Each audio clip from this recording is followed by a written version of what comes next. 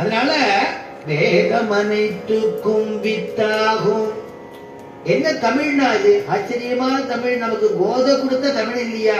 கோதை தமிழ் ஐயைந்தும் ஐந்துமோ, கோதை தமிழ் ஐயைந்தும் ஐந்தும் அறியாத மானிடரை. இந்த 5 5 5ன்னு பிரிக்கிறார். ஐயைந்தும் ஐந்தும். அதனால 5 5 5ன்னு சொல்லிட்டு கடைசியில ஒரு 5 சேர்த்தா 30. 5 25 பிளஸ் 5 30. அதனால இந்த 5 5 அறியாத மானிடரை மையம் சுமப்பதும் வம்பு. மானிடரைன்னு சொன்னாலே தவிர ஆண்டாள் வைஷ்ணவாலைன்னு சொல்லல, பிராமணாலைன்னு சொல்லல. எல்லாரையும் மானிடரை, மனுஷனா பிறந்த எல்லாருமே திருப்பாவை சொல்லணும், திருப்பாவை தெரிஞ்சுக்கணும், எல்லாரும் திருப்பாவைக்கு அதிகாரிகள் அப்படின்னு சொன்னார் இல்லையா? அதனால 5 5 அறியாத மானிடரை வையம் சுமப்பதும் வம்பு அப்படின்னா. வையம் சுமக்கிறதே என்ன ஆச்சரியம்? வம்புன்னா அந்த இடத்துல ஆச்சரியம்னு அர்த்தம். என்ன ஆச்சரியம்? உங்களெல்லாம் பூமி சுமக்கிறதே திருப்பாவை தெரிஞ்சுக்க வேண்டாமா? வாங்கோ, திருப்பாவை தெரிஞ்சுக்கிறதுக்கு முன்னாடி திருப்பாவையுடைய அர்த்தத்தை தெரிஞ்சுக்கோ. பிரியா சுதர்சனா அபார்ட்மெண்ட்டுக்கு வாங்கோ, ஆஞ்சநேயர் கோயிலுக்கு முன்னாடி எல்லாரும் உட்காருங்கோ, திருப்பாவையுடைய அர்த்தத்தெல்லாம் தெரிஞ்சுக்கலாம். 1 மணி நேரம் தானே. 1 மணி நேரம் போன 1 மணி நேரம் திருப்பி வருமா? கிடைக்காது. பொற்காலம் இல்லையா அது? அதனால அவர் என்ன கேட்ட பொழுது, கோவிந்தன் சுவாமி என்ன கேட்ட பொழுது, பாக்கியம் எனக்கு ஒரு பாக்கியம் கிடைச்சிருக்கு, நான் ஏத்துக்கிறேன்னு சொன்ன. அவர்கிட்ட பாக்கியமா நினைக்கிறேன்னு சொன்னேன். ஏன்னா எனக்கு சொல்லணும்னு ஆசை, உங்களுக்கு எல்லாருக்கும் கேட்கணும்னு ஆசை. அந்த 2 பேரையும் சேர்க்கிறது யாருன்னா ஹனுமத் சமேன குருனா. ஹனுமான்கிற ஆச்சாரியர், ஹனுமான்கிற குரு நம்ம 2 பேரையும் சேர்க்கிறார். பெருமாளை பத்தி சொல்றவாளையும், பெருமாள் பத்தி கல்யாண குணத்தை கேட்கிறவாளையும் ஒருநிலைப்படுத்தி ஒரு இடத்துல கொண்டு வந்து வச்சு ஆலயம்னு ஆக்கி அந்த இடத்துல உட்கார்ந்து கேட்க முடியா பண்றாரு இல்லையா? அதனால இவ்வளவு வியாக்கியானங்கள் இருந்தாலும் எடுக்க வருதான். வேதம் அனைத்துக்கும் வித்தாகும், கோதை தமிழ் 5 5 அறியாத மானிடரை வையம் சுமப்பதும் வம்பு அப்படின்னு ஆச்சரியமாக இந்த திருப்பாவையுடையதான மகிமை. இந்த திருப்பாவைக்கு தனியன் பராசர பண்றார்.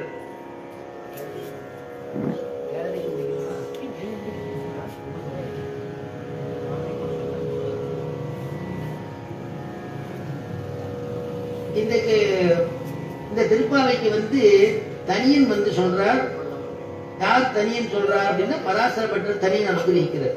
நீடா துங்கத்தனகிரி தடி சுத்தமுத்போத்ய கிருஷ்ணம் பாராத்யம் ஸ்வம் சுதிசதசிர சித்தமத்யா பயந்தி சோச்சிஷ்டாயாம் ஸ்ரஜனிகடிதம் யாபலாத்கிருத்ய புங்க்தே கோதா தஸ்யை நமயிதமிதம் பூயஜேவாஸ்து பூயஹ. நீலாதுங்க நீலையோடு இருக்கக்கூடியதான பெருமாள், பெருமாளும் நீலதேவியும் ஏகாந்தமா இருக்கும் பொழுது நீலையை முன்னிட்டு நம்முடைய ஆண்டாள் நமக்காக வேண்டி பிரார்த்திச்சுக்கிற மாதிரி தனியர் பண்ணியிருக்கார். பெருமாளும் பிராட்டியும் ஏகாந்தமா இருக்கக்கூடிய சன்னிதானத்துல பெருமாளை எழுப்பி, கிருஷ்ணா நாங்கள்லாம் உங்களுக்கு அடிமைப்பட்டவர்பா, நீ சேஷி, நாங்கள்லாம் சேஷன், நாங்கள்லாம் கைங்கரியம் பண்ணக்கூடியவர்கள், நீ கைங்கரியத்தை ஏத்துக்க கூடியவன் எழுப்புறாளாம். அதனால எழுப்பக்கூடிய பெருமாளையே உணர்த்துறா இல்லையா? அதனாலதான் ஆண்டாள். பெருமாளையே ஆண்டாள், அதனால அவளுக்கு ஆண்டாள்னு பேர். ஆண்டாள்ங்கிற திருநாமம். இன்னைக்கு பாத்தீங்கன்னா பூரம்னு நம்ம சொல்றோம். அவன் நட்சத்திரத்தை ஸ்ரீவில்லிபுத்தூர்ல பார்த்தா திருப்பூரம்னு சொல்லுவான். இன்னைக்கும் மாசம் திருப்பூர மண்டபம்னே ஒரு மண்டபம் இருக்கு. அங்க ஏழி அவளுக்கு மரியாதை எல்லாம் நடக்கிறது ஆண்டாளுக்கு. அதனால அப்படிப்பட்டதான ஆண்டாள் பெருமாளையே ஆண்டாள். அடுத்த தனியில சொல்லும் பொழுது அன்னவயல் புதுவை ஆண்டாள் அரங்கற்கு பன்னு திருப்பாவை பல்பதியம் இன்னிசையால் பாடி கொடுத்தாள் நற்பாமாலை பூமாலை சூடி கொடுத்தாளை சொல்லு. அன்னவயல் புதுவை ஆண்டாள். ஸ்ரீவில்லிபுத்தூர் எப்படி? ஏன்னா ஆண்டாளே மென்னடை எண்ணம் பரந்தி விளையாடும் வில்லிபுத்தூர் அப்படிங்கிற அன்னங்கள்லாம் சஞ்சாரம் பண்ணக்கூடிய ஸ்ரீவில்லிபுத்தூரா. ஆச்சரியமான திவ்ய தேசம். அன்னவயல் புதுவை ஆண்டாள் அரங்கற்கு பண்ணு திருப்பாவை பல்பதியம். இந்த திருப்பாவை பல்பதியம் எல்லாரும் சொல்லணும். பண்ணு திருப்பாவை பல்பதியம் எப்படி ஆண்டாள் பாடினாளா? இன்னிசையால் பாடி கொடுத்தாள். பாடவல்ல நாச்சியார் சொன்னேன் இல்லையா? இன்னிசையால் பாடி கொடுத்தால் நற்பாமாலை. இந்த பாமாலை வாடவே வாடாது. எத்தனை வருஷ காலமானாலும் வாடாதான்.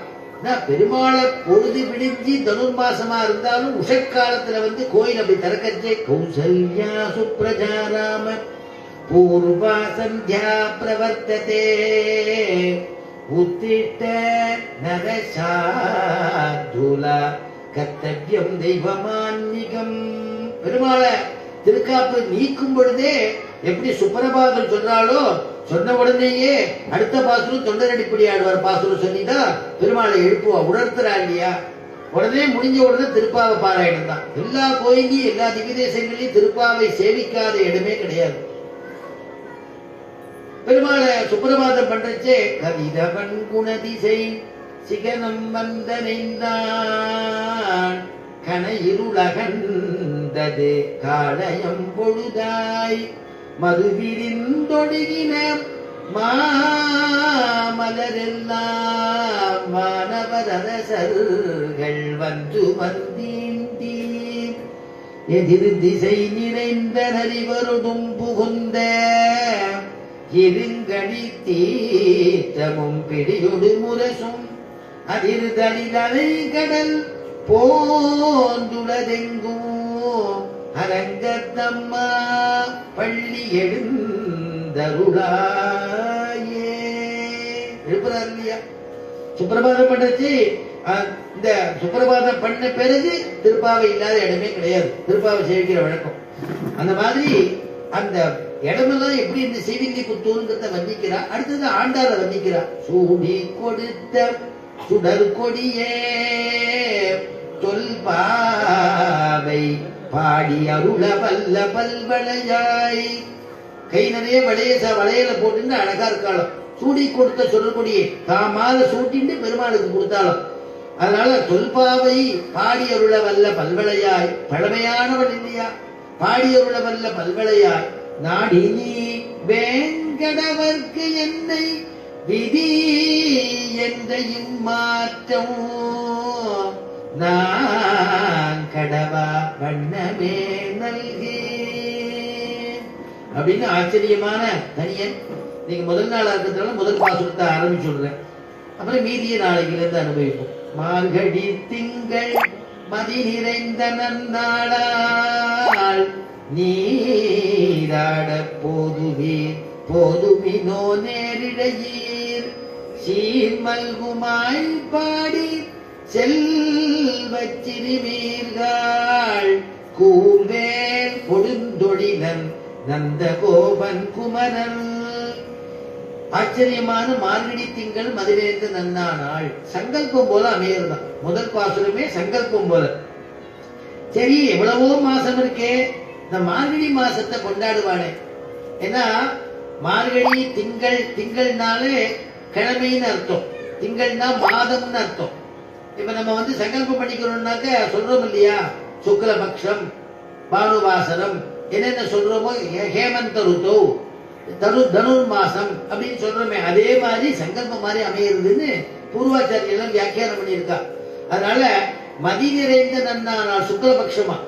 அதனால நீராட போது நீர், எவ்வளவோ மாதங்கள் இருக்கச்சே மார்கழி மாசத்தை தேர்ந்தெடுப்பானே ஆண்டாள் அப்படின்னா அதுக்கெல்லாம் பதில் கொடுக்கிறார். ஏன் மார்கழி மாசத்தை தேர்ந்தெடுத்தான்னா வாசுதேவ தருச்சாயா நாதி சீதா நகர்மதா. வாசுதேவனுடையதான தரு, வாசுதேவன்கிறதான ஒரு மரம், அந்த விருட்சம், அந்த சாயை, அதனுடைய நிழல்ல இந்த விரதம் பண்ணணுமா. ஏன்னா வாசுதேவனுடையதான திருவடி வாரத்தை இருந்துட்டா ரொம்ப வெப்பமும் தெரியாதோ ரொம்ப குளிரும் தெரியாதோ. அதனால நாதி சீதா நகர்மதா, சீதளம் இருக்காது, உஷ்ணமும் இருக்காது. அப்படிப்பட்டதான இடமா, அப்படிப்பட்டதான ஒரு மாசம் எதுன்னா மார்கழி மாசம். அதனால மார்கழி மாசத்தை தேர்ந்தெடுத்தாலும். இப்ப இப்ப சுவாமி ஆரம்பத்துல பேசும்போது சொன்னாரு, மாதானாம் மார்கசீரிஷோகம்னு கிருஷ்ண பரமாத்மா சொல்றது. விரக்ஷானாம் அஸ்வத்த விரக்ஷாங்கிறான். விரக்ஷத்துல நீ எப்படி இருப்பேன்னா அஸ்வத்தமாக இருக்கேன்னா. வேதானாம் சாமவேதோஸ்மிங்கிறான் கிருஷ்ண பரமாத்மா. எந்த வேதமா இருக்கு? சாமவேதமா இருப்பேன் அப்படிங்க சொல்லிட்டே வரும்பொழுது மாதானாம் மார்கசீரிஷோகம் அப்படின்னா மாதத்துல எப்படி இருப்பேன்னா மார்கழியா இருக்கேங்கிறானா கிருஷ்ண பரமாத்மா. அதனால மார்கழி மாசம் வழிபட்டா கிருஷ்ணன் நமக்கு கிடைச்சிடுவான் அப்படிங்கிறதுனால ஆண்டாள் மார்கழியை தேர்ந்தெடுத்தாலும். அதனால அப்படின்னு ஒரு வியாக்கியானம் பண்றா. அது மட்டும் இல்லாம மற்றொரு காரணம் என்னன்னா, ஒவ்வொரு மாசத்துக்கும் தேவதைகள்னு ஒண்ணு உண்டு. மார்கழி மாசத்துக்கு தேவதை என்னன்னா அதிஷ்டான தேவதை கேசவன். அதனால கேசவனை குறிச்சு நாம தபஸ் பண்றதுனால, கேசவனை நோக்கி நாம நோன்பு பண்றதுனால இந்த மார்கழி மாசத்தை தேர்ந்தெடுத்தா அந்த கேசவன் நமக்கு கிடைச்சிடுவான் அப்படிங்கிறதுக்காக தேர்ந்தெடுத்தாலும். மற்றொரு வியாக்கியானத்துல சொல்றா, கோபவர்த்தர்கள்லாம் வயோதிகர்கள்லாம் முதல்ல கிருஷ்ணனை பார்க்க கூடாது பேசக்கூடாதுன்னு சொன்னா இல்லையா? அதனால அவாள்லாம் என்ன பண்ணணுமா, அவாள்லாம் இந்த குழுல எழுந்து வெளியில வரமாட்டாளாம், வெளியில வந்து பார்க்க மாட்டாளாம். அதனால வியாக்கியானத்துல எழுதுறா கோபவர்த்தர்கள் குளிருக்கு அஞ்சி புறப்படாத காலம். கோபவர்த்தர்கள் வயோதிகர்கள் குளிருக்கு அஞ்சி விமான எழுந்து வரமாட்டாளாம். அப்ப நம்ம கிருஷ்ணனோட ஜாலியா அனுபவிக்கலாம், கிருஷ்ணனுடையதான கல்யாண குணத்தை ரசத்தை பருகலாம்னு இவாள்லாம் சௌரியமா போகக்கூடிய ஒரு காலம் அந்த மார்கழி மாசமா. அதனால மார்கழி மாசத்தை தேர்ந்தெடுத்தா அப்படின்னு அனுபவிக்கிறார். அப்புறம் மார்கழி மாசத்துல பெருமாள் ஆராதனத்தை சொல்லும் பொழுது எல்லாத்தையும் சாலிகிராமம் இருக்கும். சாலிகிராம பூஜை நாம வந்து மிச்ச நாள்ல பண்ணலன்னா கூட மார்கழி மாசத்துல ஒரு நாள் பண்ணினோம்னா 12 வருஷம் திருவாராதனம் பண்ண பலன் சித்திக்கிறதான். द्वादश अर्ध द्वादशाब्द अर्चन फलम दिनेन एकेन लभ्यते. द्वादश द्वादशाब्द அப்தம்னா வருஷம்னு அர்த்தம். துவாதசம்னா 12 வருஷம்னு அர்த்தம். 12 வருஷம் அர்ச்சனை பண்ணதான பலன், அந்த பலன் எப்ப சித்திக்கிறதா, நீ மார்கழி மாசத்துல தினேன ஏகேன லப்யதே, ஒரு நாள் திருவாராதனை பண்ணாலும் அந்த 12 வருஷம் திருவாராதனை பண்ண பலனை பகவான் கொடுத்துடுறானோ. அதனால இந்த மார்கழி மாசத்துல நம்ம கிருஷ்ணனை ஆராதிப்போமேன்னு மார்கழி மாசத்தை தேர்ந்தெடுக்கிறாளாம் ஆண்டாள். அது மட்டும் இல்லாம நமக்கெல்லாம் 30 நாழிகை பகல், 30 நாழிகள் இரவு, மொத்தம் 60 நாழிகை. 30 நாழிகை பகல், 30 நாள் இரவுன்னு இருக்கும் இல்லையோ, இது மனுஷ தர்மத்துல இருக்கிறது. தேவர்களுக்கெல்லாம் ஒரு நாழிகை உண்டு, பகல் உண்டு, இரவு உண்டு. தேவர்களுக்கெல்லாம் பகல் அப்படின்னு சொல்லும் பொழுது உத்தராயணம், இரவுன்னு சொல்லும் பொழுது தட்சிணாயனம் அப்படின்னு சொல்லப்படுறது.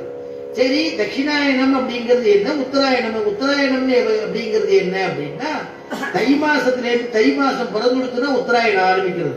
உத்தராயண தர்ப்பணம்னு சொல்றோம் இல்லையா, மாசப்பருப்புன்னு. உத்தராயணம் ஆரம்பிக்கிறது தை, மாசி, பங்குனி, சித்திரை, வைகாசி, ஆனி.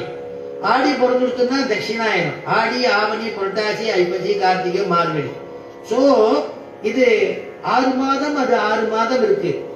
இந்த தேவர்களுக்கெல்லாம் என்னன்னா உத்தராயணம்ங்கிறது பகலாம், தட்சிணாயனம்ங்கிறது இரவா. இப்போ இந்த உத்தராயணம் பிறக்க போறது இல்லையோ, பிறக்கிறதுக்கு முன்னாடி மார்கழி மாசம் கடைசி மாசமா இருக்கிறதுனால அவளுக்கு முற்பகல். தேவர்களுக்கு முற்பகல்னா என்னன்னா பிராமணே முகூர்த்தா, பிராம முகூர்த்தமா தேவர்களுக்கு. அதனால பிராமண முகூர்த்தம் தேவர்களுக்கு பிராமண முகூர்த்தமா இருக்கிறதுனாலையும் அந்த பிராம முகூர்த்தத்துல நாம கிருஷ்ணனை ஆராதிச்சுட்டா கிருஷ்ணன் நமக்கு கிடைச்சிடுவான் அப்படிங்கிறதுனால மார்கழி மாசத்தை கொண்டாடுறாலும். நமக்கே வந்து பிராம முகூர்த்தம்னு பார்த்தேன்னா காலம்பர பிம்மால 3ல இருந்து 6 பிராம முகூர்த்தம். அப்ப என்னன்னா சூரியோதயம் 6:05 போட்டிருப்பா, 6:10 போட்டிருப்பா சூரியோதயம். அதுக்கு முன்னாடி, சூரியோதயத்துக்கு முன்னாடி இருக்கக்கூடிய காலம் பிராம முகூர்த்தம்னு. அதே மாதிரி நமக்கு இப்படி இருக்கோ இல்லையோ, தேவர்களுக்கு அது மாறுறது. தேவர்களுக்கு வரும்பொழுது இந்த கடைசி பகுதி, அதாவது பொழுது விடியத்துக்கு முற்பகுதி இந்த மார்கழி மாசம். அதனால மார்கழி மாசம் பிராம முகூர்த்தம்னு அவளுக்கும் சொல்லப்படுறது. அதனால இந்த பிராம முகூர்த்தத்துல பெருமாளை வழிபட்டா கிருஷ்ணன் நமக்கு கிடைச்சிடுவான்னு முடிவு பண்ணாலாம். அதனால மார்கழி மாசத்தை தேர்ந்தெடுத்தாலாம் அப்படின்னு வியாக்கியாதாக்கள் அனுபவிக்கிறார்.